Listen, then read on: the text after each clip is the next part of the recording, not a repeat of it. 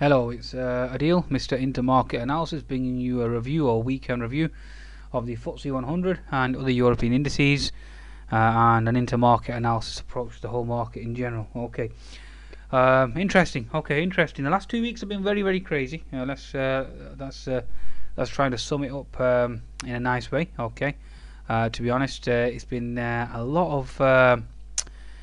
Let's just say, I mean, the phrase where we always read as traders, especially in our early days, and we don't perceive or even attempt to understand the true meaning of it. Okay, and that can be exemplified in the current price action. Obviously, with regards to the markets at this juncture, where I remember once I read the markets can remain irrational, okay, and illogical longer than you or me can remain solvent. So I think that's very pertinent with regards to the current price action in the market at present. Okay, so the reason being obviously is, if we look at the FTSE, for example, I mean, let's just bring up the FTSE 100, probably the best way of explaining this, and this really I think sums up the whole video really from what I'm trying to portray and trying to explain. Basically, we had we had the market selling off. We had the market selling off down to the neckline. Okay, every Tom, Dick and Harry wanted to short the right shoulder here for looking for a projection down. Why did they want to sell? Okay, what was the thought process behind that? Okay, number one, tapering, given the fact that the markets obviously had QE, QE, QE, so all these tops here are all QE tops. So QE1, QE2, QE3, obviously now you drain the liquidity out of the system, you take away the Kool-Aid, you take away the morphine, and the patient goes cold turkey. And as we all know what happens, once the patient goes cold turkey, obviously everything shuts down and we head south. Okay, so once you take away the Kool-Aid, the free money, obviously the game of musical chairs is over. Okay, so nobody wants to be left without a chair once the music stops. Okay, so everybody rushes to the exit, so hence the reason why everybody sold. Adding the fact that you had emerging market concerns, obviously that again, that exacerbates the problem, especially given regards to the FTSE, given the fact that we have the majority of the profits coming from emerging markets. Obviously, FTSE 100 is an international index as opposed to just domestic, and really the FTSE itself is more well, the UK economy itself is more service based as opposed to manufacturing. So if you look at it from that perspective, there's no real domestic growth. It's reliant upon the international market. Okay, so that's argument number two for the markets to go down. So you had obviously QE, or the QE junkies going cold turkey. You've got tapering, obviously, with regards to tapering. Then you have the concerns regarding emerging markets that exacerbates the problem. Adding the fact, then you've got number three, which is forward guidance gone wrong. Okay, as exemplified by Mr. Carney's obviously approach this week with regards to the inflation report, admitting that he's wrong and trying to change the parameters of forward guidance. So that obviously that usually signifies a lack of confidence with regards to policymakers, and confusion, disarray, and uncertainty. Okay, and markets hate, traders or investors hate uncertainty going forward. Okay, so obviously that then means we have higher rates. Higher rates obviously shall we say stuns growth. Okay, causes growth to pause, so that's certainly a concern. Adding the fact that you've got sterling rising now, I mean we've hit a psychological level, although we did breach that to a certain extent, and obviously that doesn't bode well for exports going forward, as Mr. Carney himself confessed.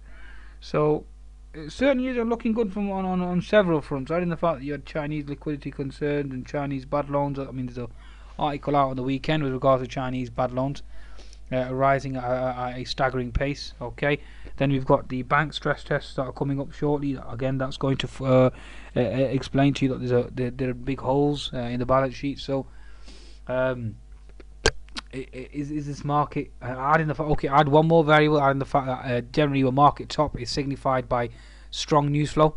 Okay, or bullish news flow. So you've had GDP data coming out of the Eurozone this week, and obviously that's coming out stronger than expected.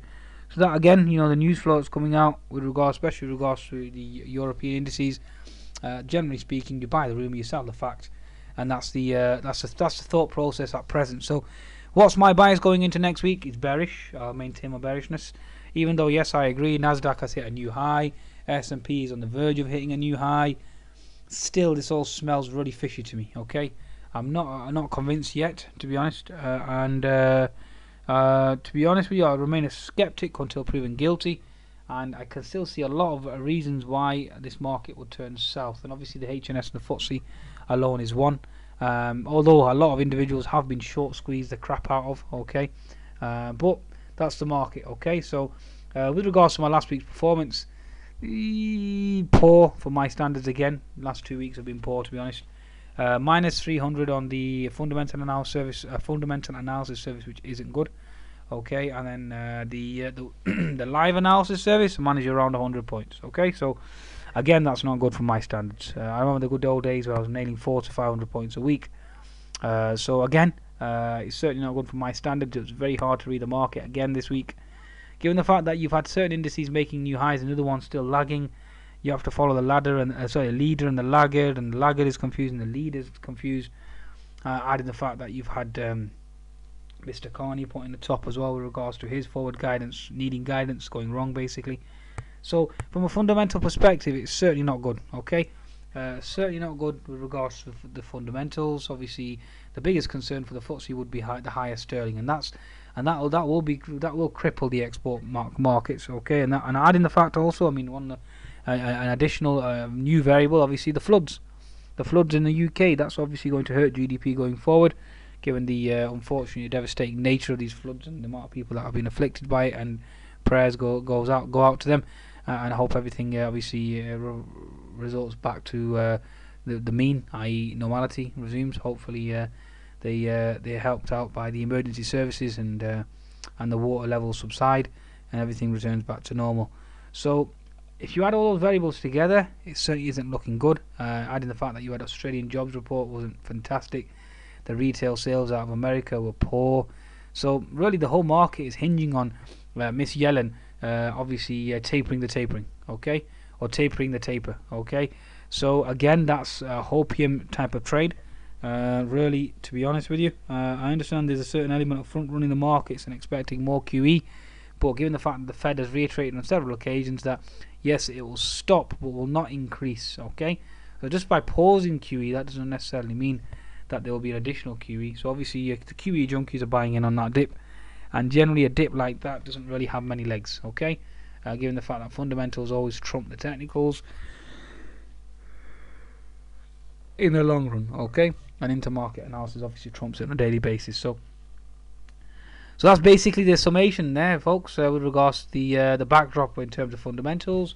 Now let's have a look at the technicals. Okie dokie then. So as I explained, the weekly chart remains a HNS, innocent until proven guilty.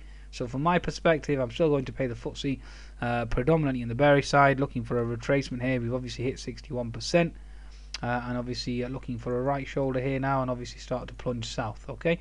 Now obviously rising interest rates, etc., all the reasons I've explained, that will be that'll obviously exacerbate and speed up the process. Okay, so with regards to the daily chart, obviously you've got horizontal resistance here, horizontal resistance here. Obviously that's a topping tail there. A topping tail generally signifies a reversal, a major reversal, an inflection point. So the market certainly should be looking to reverse and looking to move down. So where do I expect if we do move down next week? I mean, obviously that'll be a key support level there, where previous, obviously you've got this here, previous resistance equals support, and obviously the 200 MA as well. So you're looking at around 6570 level as being support for next week. Obviously if that breaks, then you're going down back to 6450. On the upside, the market continues to move on, although I do expect this bull flag scenario here to fail. I expect the bull flag to fail and the market to move in the opposite direction, okay? So that'll be a failed bull flag, and obviously the market sell off. But having said that, the QE junkies keep worshipping the dollar and obviously drooling over the US dollar bill, and obviously praying and hoping and etc, etc, etc, etc. So again, it's a concern, okay? So this market will reverse. So you've got previous support equals resistance up here, you've got previous horizontal resistance there, 61% Fibonacci, topping tail, and the market will have a failed bull flag and the market reverses in the opposite direction, given the fact that Mr. Carney has annihilated the FTSE, okay, or the export sector, okay? And given the fact that we've got commodities now into resistance, CRB indexes into resistance, you've got the Aussie looking relatively weak now, the USD JPY, again, that's one more variable, folks, just remember to Can't believe I missed that one. Okay, that's USD JPY, Euro JPY, both are confirming a resistance. Okay, so what's quite strange is the last day or two, the USD JPY has failed to move higher, yet the US markets have continued to short squeeze a higher on light volume. Okay, so again, that's a warning sign. So remember, leader laggard. So one is leading, one is lagging, and obviously the USD JPY, Euro JPY is certainly giving you a powerful signal there. Okay, and then we'll see exactly what happens rest of the equity market. Okay, so 60-minute chart. This is perfect. I mean, this is just a perfect setup for a bearish pattern, really. Okay, so you've broken out the bullish channel, or bullish rising, contracting wedge, call it what you want. Okay, it's broken out this part of this channel. Obviously, we've made a neckline. Your neckline is there. If we're looking for a right shoulder, we're below 61% the right shoulder, and down we go. Obviously, if you look at your projected target around the 6710, take it to the neckline, 6620. Yes, basically you're looking at a 90-point move in the opposite direction. So given the fact that we're there, so you're looking at support just around here. Okay, so there's a lot of support around this region here, so that'll be your support level 6550, and obviously potentially lower as well. So these are all areas that you're looking at on the downside. Okay, so yeah, that's your beautiful chart of the HNS, and that's exactly what I expect to play out next week. Okay, and I'm already short on the FTSE, by the way, going into Monday's trading. Okay, so what do we have here now? So basically, looking at a 10-minute chart, you had an inverted head and shoulders pattern. We've hit the target on the inverted head and shoulders pattern. When you hit a target, what happens? You the short squeeze is over. The short squeeze party is over.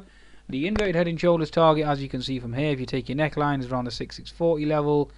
Your head was around the 6610, so you're looking at 30-point projection higher, and bang, okay, abracadabra, 6670, and that's been the top on this market. Okay, or let's just say top for the last day or so. Okay, so basically what that tells you is that market has failed to go past 6670. Why? Because that was the IHS formation target. The market is short squeezed, or the short squeeze part is over, and now there's no buyers left to push this, or willing to accept higher prices to push this market higher. Okay, so what does that basically mean? You've got your left shoulder here, you've got your head, given the fact the inverted head and shoulder is complete now, and you're looking to reverse on the other side, and you've got your double top or triple top head here. You've got a failed inverted head and shoulders pattern, which is your classical sell-off. Failed pattern equals a sell-off. Market sells off. What happens? And it bounces for the right shoulder. It's around 75%, and down we go. You're looking at 6670 down to neckline around the 6650 level. So you're looking at a 30-point move here. 6650, 6670. Looking at a 20-point move, on the downside. So you're looking at around the 6630 level, which is around here. Okay, so there's your level here. Okay, so you're looking at 6630 on the downside. If not, double bottom 6610. Okay, so there's two levels that you're looking at, and that's what I'll be looking to play out as well going into next week around the 6630 region. Okay, so that's your summation of the FTSE itself. Okay, you can look at the mining sector, the oil and gas sector, the retail sector, and you'll see that they are all indicating weakness or resistance. Okay, now let's have a look at the FTSE 250, see if we can get some sort of confirmation there. So daily chart, basically you're stuck at the 75% resistance, previous horizontal resistance, so that's certainly a key resistance zone. Okay, let's go to a 60-minute chart. 60-minute chart, previous support equals resistance here, horizontal resistance. So again, resistance zone. And go to your 10-minute chart. Lower lows, lower highs are already resuming, and obviously we're looking for the markets to reverse in the opposite direction, given the fact that we've got unfilled gap below on the FTSE 250. So these are all okay.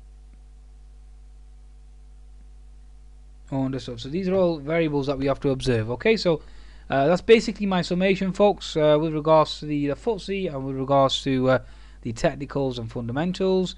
Again, like I said, from an intermarket analysis perspective, you have commodities into resistance now. You have risk FX into resistance, given the fact that USD JPY, Euro JPY is lagging. The Aussie remains weak, given the data with regards to jobs. Obviously, poor jobs data. And obviously that doesn't bode well for the Kiwi dollar either. And so there's generally the two pairs that we observe. The euro is on the verge of a breakout northwards. Given the fact that it's on the verge of an inverted head and shoulders pattern now northwards, That obviously doesn't bode well for the European market, so you're looking for a potential short squeeze there. Okay, so on the euro, and that obviously causes the European markets to fall as well, given the fact that a higher euro represents a big problem. Okay, so with regards to exports from the European sector as well. So that's basically everything in a nutshell, folks. I mean, I can look at the US markets, but I think I'll do that in another video, explaining how the US markets are now into resistance, which means the FTSE is into resistance as well. As you can see, the Dow Jones is at this 61, well, it's surpassed 61, sorry.